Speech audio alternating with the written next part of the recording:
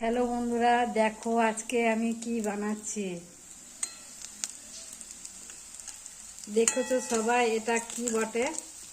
এটা কিন্তু সবাই জানে না। এটা হলো একটা কলাই দিয়ে গাঁদালি পাতা দিয়ে বড়া। এই বড়াটা কিন্তু খেতে খুব সুন্দর, কিন্তু সবাই জানে না এটা কি পাতা বা কি ধরনের পাতা বা কেমন খেতে। কিন্তু এটা খেতে খুব সুন্দর,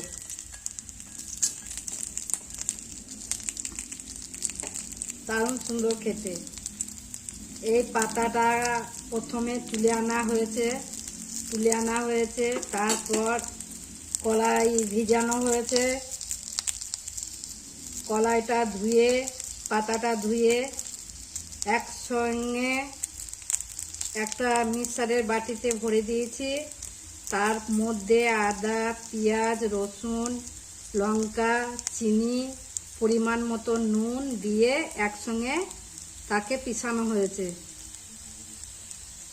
পিষিয়ে তা বাদে কড়াইয়ে তেল দেওয়ার পর এটাকে বড়া তৈরি করে নিয়েছি। কিন্তু এটা খেতে খুব সুন্দর, যাকে বলে একদম খুবই ভালো।